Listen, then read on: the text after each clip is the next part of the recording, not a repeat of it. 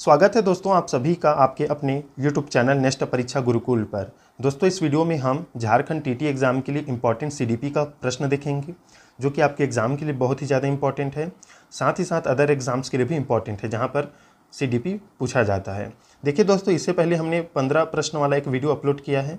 अगर उसे नहीं देखा है आपने तो जाकर देख लीजिए, ये उसका दूसरा भाग है। 16 नंबर प्रश्न से ये स्टार्ट करेंगे दोस्तों। चलिए स्टार्ट करते हैं।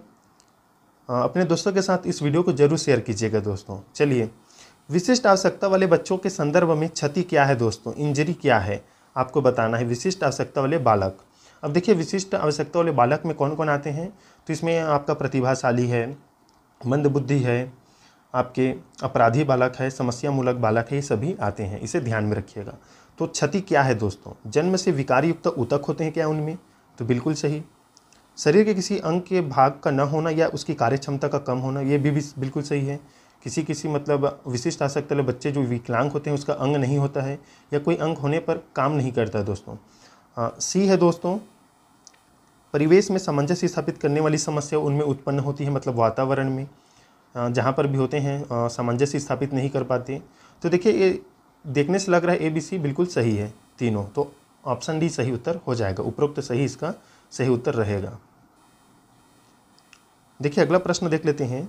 एक शिक्षक की शिक्षण प्रक्रिया किस प्रकार के ज्ञान पर केंद्रित हो, आगमनात्मक, प्रयोगमूलक, A और B दोनों, उपरोक्त में से कोई नहीं।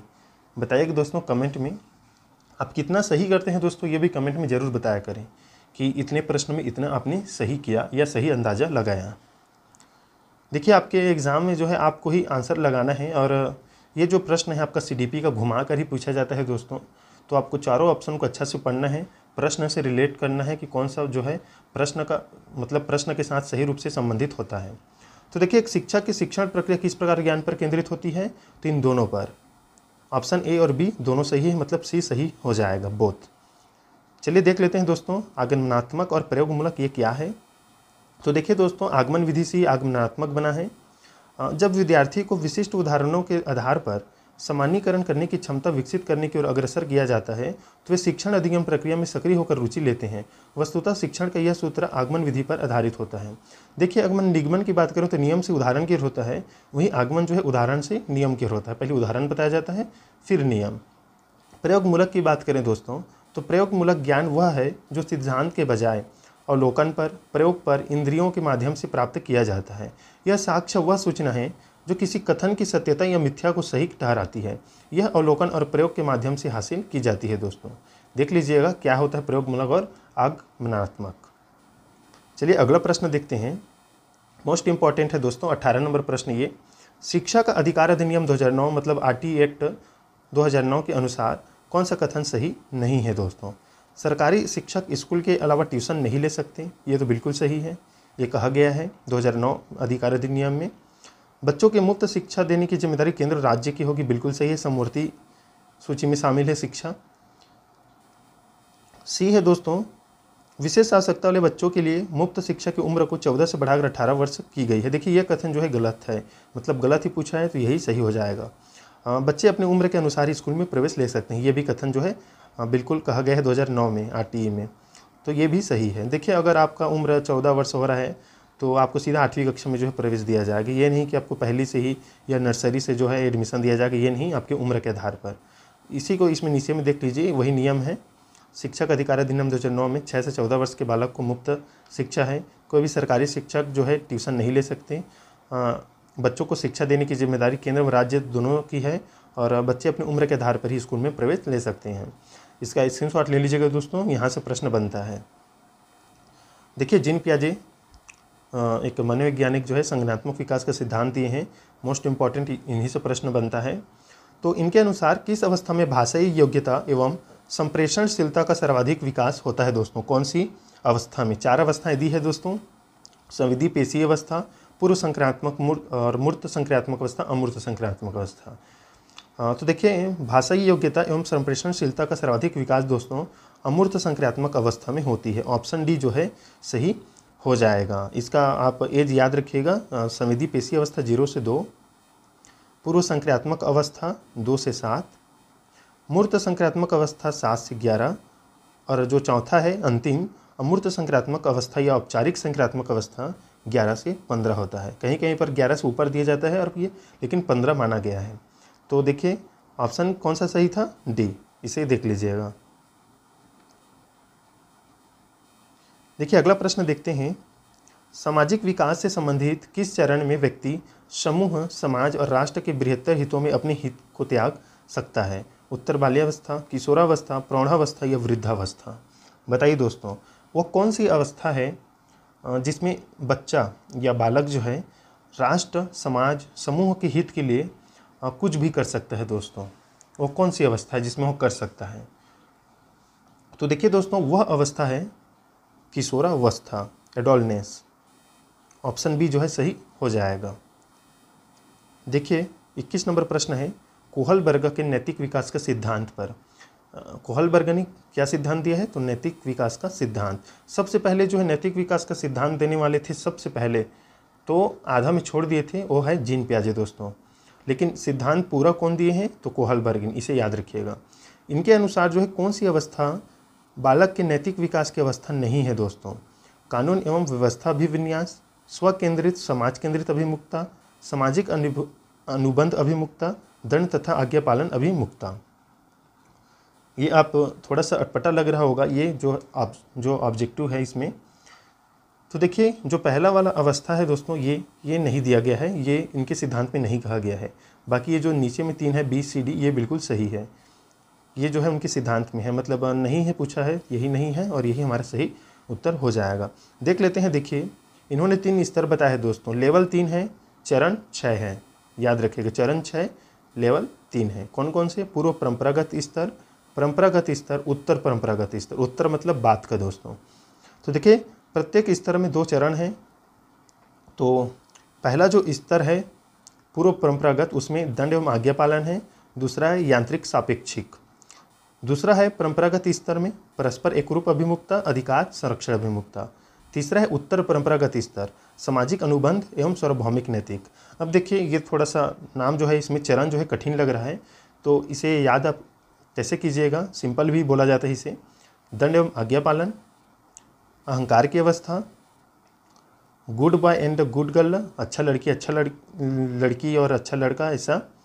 और अधिकार संरक्षण अभिमुखता मतलब इसमें जो है समाज के लिए कार्य करता है, इसमें समाज के नियमों को तोड़ता है। और सबसे लास्ट है नैतिक, मतलब इसमें जो है विवेक की अवस्था। जो ये लास्ट अवस्था है दोस्तों, इसे सार्वभौमिक नैतिक सिद्धांत, इसे विवेक की अवस्था कहा गया है, याद रखिएगा। सामाजिक अनुबंध विधि सम्मत अभिमुखता, ये जो है आप सबसे पहले इसे ऐसे देख लीजिए। ये पहला हो गया आपका, ये दूसरा, इधर लिखते हैं, ये पहला है, ये दूसरा, ये तीसरा आपका, ये चौथा, ये पांचवा और ये लास्ट छठवां। ऐसा आपको 6 चरण दिया जाता है। पहला जो है दंड एवं आज्ञा पालन। तो देखिए कोई भी बालक काम कब करेगा, किसी चीज़ पर ध्यान कब देगा? जब वो उसे दंड का भय रहेगा।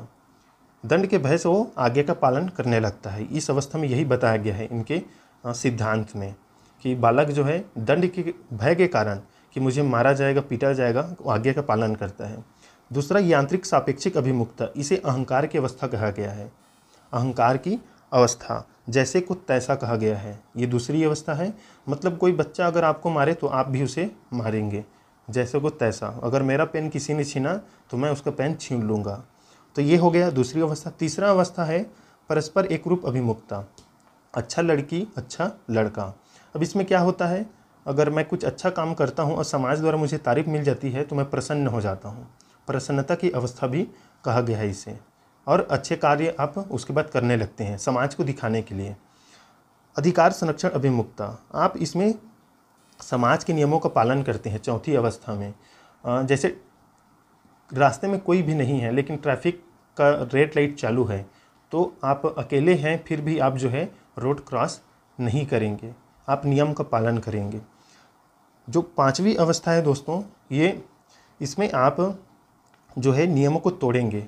अगर आपको लगता है कि नियम को तोड़ना सही है और इसमें किसी का भला होता है, तो इस अवस्था में आप जो है नियम को तोड़ देंगे दोस्तों। अगर जैसे इसमें उदाहरण के तौर पर बताया गया है कि किसी का एक्सीडेंट हुआ है तो आप जो है रेड लाइट को पार कर जाएंगे, आप उस समय ट्रैफिक लाइट को नहीं ध्यान देंगे तो नियम तोड़ेंगे। सबसे लास्ट है विवेक की अवस्था, जिसमें आप अपने ही विवेक से काम लेते हैं, ये विवेक की अवस्था कहा गया है। तो ये हो गया दोस्तों, आप समझे होंगे तो बताइएगा कमेंट में, बाकी मैं आपको एक्सप्लेन कर दिया इससे। देखिए अगला प्रश्न है, सीखने की वह प्रक्रिया जिसमें लर्नर्स को मतलब सीखने वाले को शुरू में उसके द्वारा प्रदर्शित क्षमताओं से अंतिम अपेक्षित व्यवहार तक ले जाता है।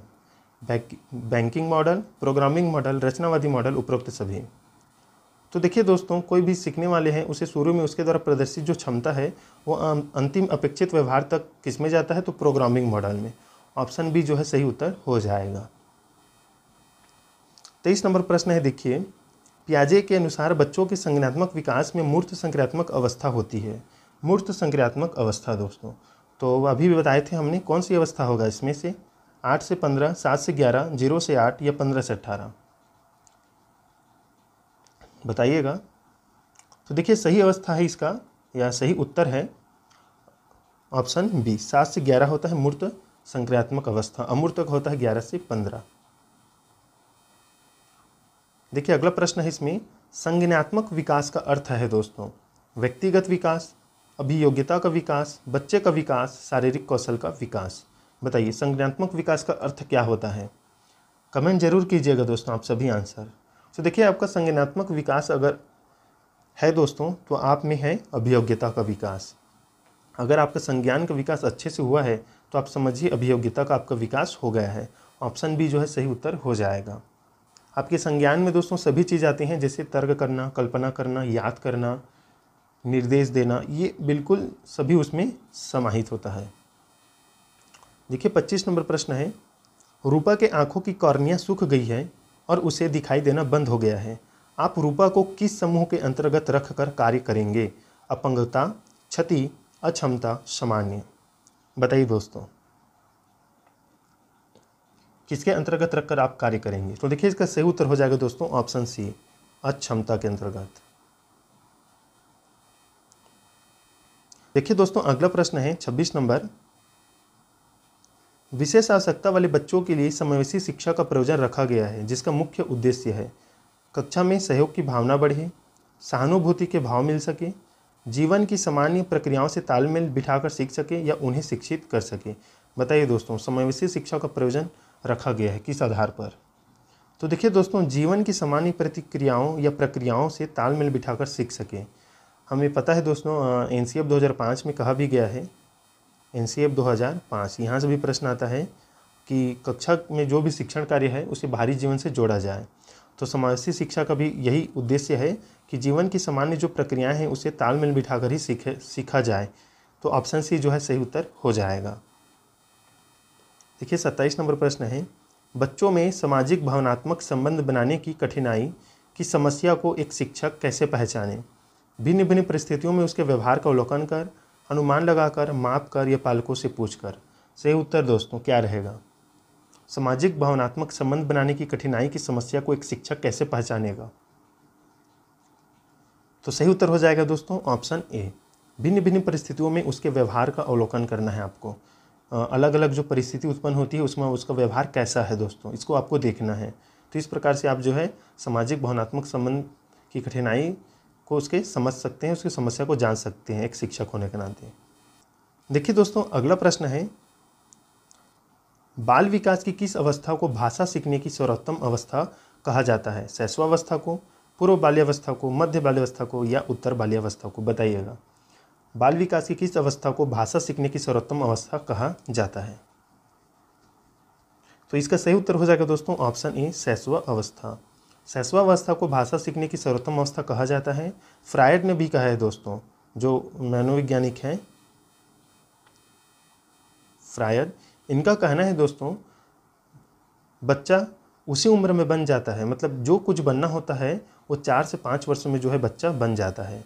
तो कहीं ना कहीं ये जो परिभाषा है वो शैशवावस्था से ही जो है मिलता जुलता है। मतलब फ्रायड की परिभाषा दोस्तों आपके एग्जाम में पूछा जा सकता है। जैसे परिभाषा में दिया रहेगा आपके कथन में कि जो कुछ बनना चाहता है बच्चा वो 4 से 5 वर्ष में बन जाता है, यह कथन किसका है? तो आप याद रखिएगा फ्रायड का है। हाँ, इसका जो एज है वो शैशवावस्था का 0 से 5 होता है। पूर्व बाल्यावस्था का आपको देखने को मिल जाता है 4 से जो है 5 या कहीं पर 3 से 5 दिया होता है। ये जो है 6 से आपका 10 है और ये 10 से 12 ऐसा इसमें होता है, देख लीजिएगा।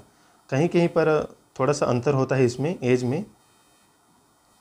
समाजीकरण की प्रकृति क्या है? अचेतन प्रक्रिया है, कभी कभी होने वाली प्रक्रिया है, अंतःक्रियात्मक प्रक्रिया है या उपरोक्त में से कोई नहीं? बताइए दोस्तों। समाजीकरण, तो देखिए दोस्तों, समाजीकरण एक ऐसी प्रक्रिया है जिसमें अंतःक्रियात्मक मतलब इंटरेक्शन होता है, अंतःक्रिया होता है। तो ऑप्शन से जो है सही उत्तर हो जाएगा।